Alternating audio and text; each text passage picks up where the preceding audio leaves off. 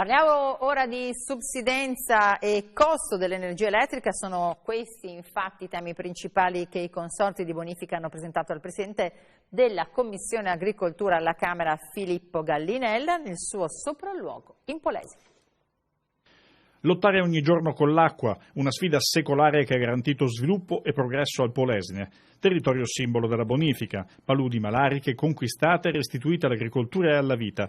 Una battaglia costante e complessa nel mantenere asciutti i terreni che in alcuni punti sarebbero fino a 4 metri sotto il livello del mare. Soprattutto una battaglia costosa per chi la affronta in prima fila, i consorzi di bonifica. Dopo aver avuto lo scorso anno la presenza del Presidente della Commissione Agricoltura del Senato, Giampaolo Vallardi, è stata la volta del suo omologo alla Camera, Filippo Gallinella, giungere sul delta del Po a Porto Tolle. È stato accompagnato in barca in un luogo chiave per dimostrare cosa significano gli effetti della subsidenza. L'isola della Batteria, piccolo abitato sommerso da una mareggiata negli anni 70, dove i responsabili dei consorzi di bonifica hanno spiegato quali siano i loro problemi principali. Il discorso della subsidenza, cioè dell'abbassamento del territorio, e l'altro è sempre la concausa il consumo dell'energia elettrica. È chiaro che per mantenere questi territori abbiamo bisogno di usufruire di pompe, di usufruire di impianti tecnologici che sono ad alto consumo energetico.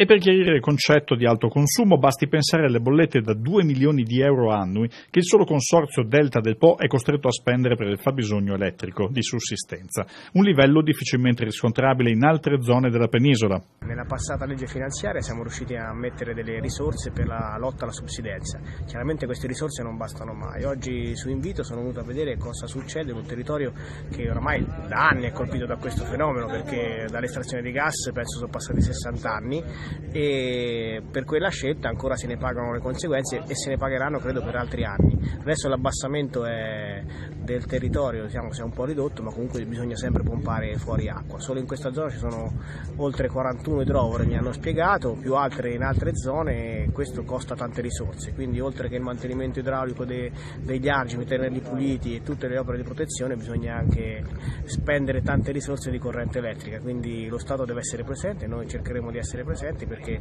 se qui arriva l'acqua salata non si coltiva più, non si vive più e si perde sicuramente un patrimonio importante per il nostro territorio.